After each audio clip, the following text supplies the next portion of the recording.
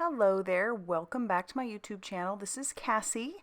I have a card for you today, like always, right?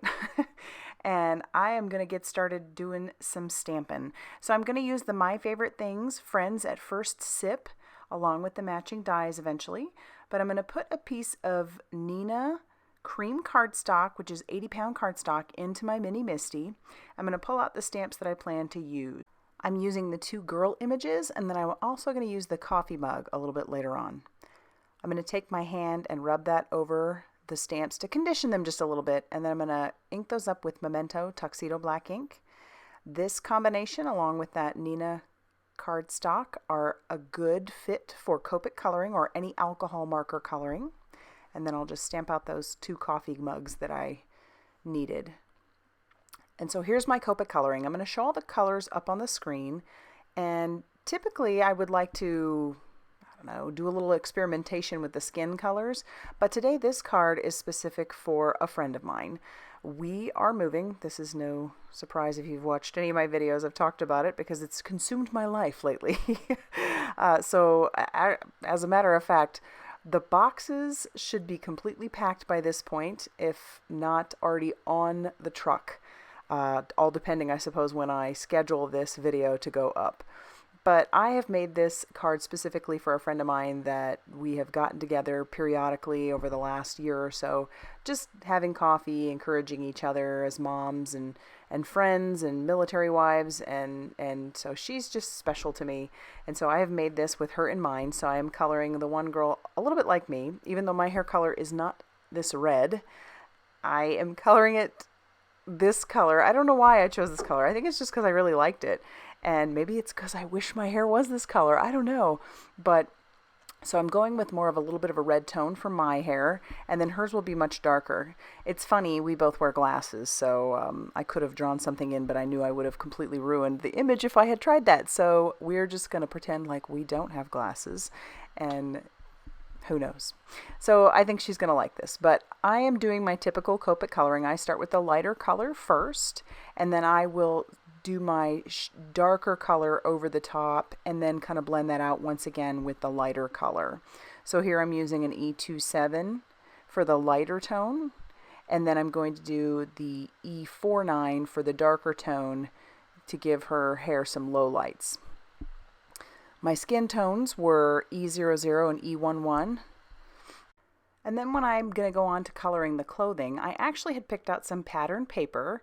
And the reason I did that, when I'm in a slump on, feeling a little bit overwhelmed, because if you look at their clothing, it can be like, oh geez, what color do I pick?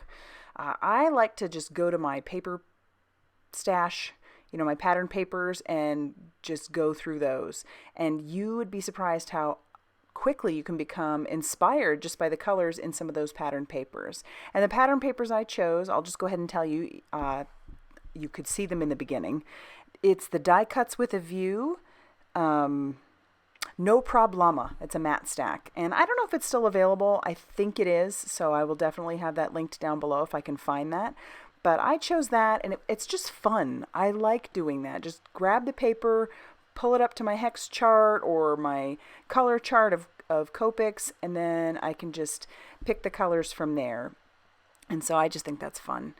So that's what made this a little bit easier, because I'll be honest, I was quite overwhelmed when I looked at their clothing, and I thought, oh geez, how am I going to color these? To make it cohesive so that I don't have, just random colors that don't quite go together.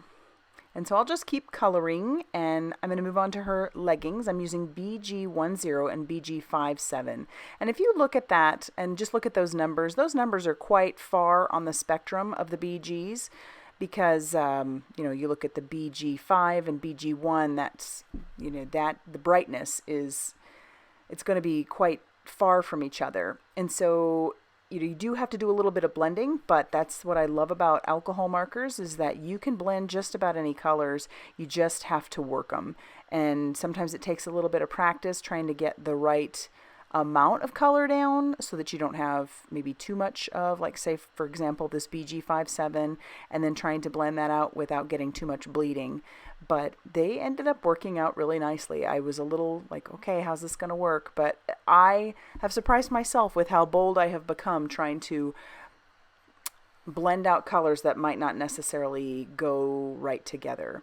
I used to, when I first started coloring, I would pick colors that were right next to each other on the spectrum, but it's been kind of fun to branch out a little bit.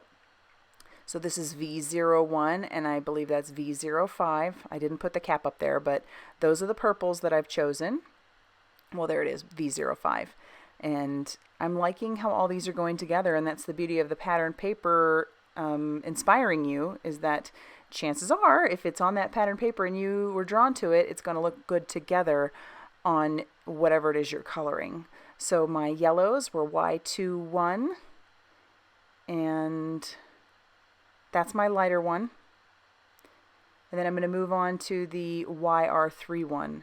And yeah, you wouldn't typically put those together, but when you look at your hex chart, if you do have one, those are by Sandy Allnock, and if I remember to link it, I will link it down below. You would, like I said, be surprised at what colors you might put together.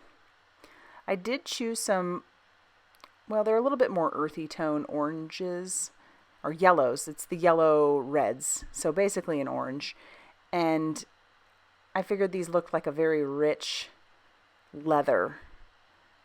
So I chose those, and then I just went ahead and finished up some of that coloring. I'm going to pull out the matching dies, and if you've watched me before, you know that I love these Marietta magnets. They typically come in the 5x7 size, and so I'll just cut them down. So this one's cut in half, so it's 5x3.5, and then I can use it for two separate stamp sets and their dies, so that's nice. I'm going to tack those down with some washi tape, and then I will get ready to run those through my Sizzix Sidekick. Everybody knows that I love to put a die through my Sizzix Sidekick, so if it fits in there, I'm a happy camper, because if I don't have to lug out my big machine, I don't really want to do it, considering the lack of space that I have in this current room. I will say that's one of the things I'm kind of looking forward to moving, is hoping that I might have a little bit bigger space, but I won't know until we get there. My card bases are some more of that Neenah 80-pound cardstock. This is cream colored, and I had that cut down to 4¼ by 11 inches, and then I scored that at 5½ inches. I'm going to go ahead and stamp my sentiment onto some hot pink cardstock. I do not know the name of this or the brand. This is just up in my stash, and it's clearly a scrap that I have, and so I'm going to ink that up with some Versamark ink, and then I'll cover that with some white embossing powder. I did use my magic embossing bag to make sure that I didn't have too many stray embossing granules all over the place. And now I'm just going to heat set that until that is smooth and melted, and you'll be able to tell because it looks kind of shiny up in the light. It needed something on that background, so I do grab my VIVACE beauty brushes. I love these for blending. It's such a soft, smooth blend. And I've grabbed some Distress Oxide ink in the color Scattered Straw, and I'm just kind of putting some back there in an oval, just to have some sort of a little ambiance in the back so it's not quite so stark. I'll glue down my pattern papers, which once again, those came from the Die Cuts with a View No Prob Llama matte stack. And I trim those down, and I know it might seem a little bit funny that I chose cactus, but we live in the desert, and so it's very fitting because, you know, we're here I wanted her, when she got this card, my friend, to think of our time here at Fort Bliss. So we have loved it here, and it's going to be hard to pull away when the time comes. I've covered my images, their backs, with some foam tapes. This is just the Scotch foam tape so that there's a little bit of dimension. And I'll peel off that backing paper, and then I will tack those down. And then I'm also going to do the same thing with my sentiment, but I'm going to use my T-ruler because I don't quite trust myself. And even with the T-ruler, I'm not 100% positive sometimes.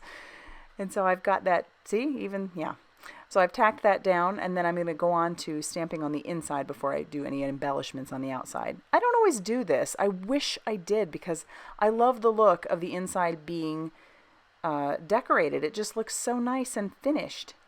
And I'll stamp down that one sentiment, and then I'm going to take a scrap of that cardstock that I trimmed down and just put that on the bottom. And then I'll take those two little coffee cups that I had stamped, and those will go on the inside as well. I'm just trying to figure out the placement here. And I'll just tack those down with some more of that liquid glue. And then I will go ahead and close it up to finish up the outside.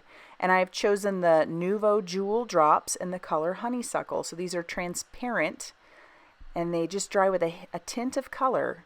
and that pink just matched so perfectly. So I'll put 3 little dots there and 3 little dots down here, and then I will tap those down to give them more of an enamel dot look. And that's going to finish off this card. So I'll have a couple of close-ups here at the end. You can see the inside, and then you'll get to see the outside once again. If you liked this video, go ahead and hit that like button, please. If you haven't subscribed, please do so. And as always, thank you guys for stopping by.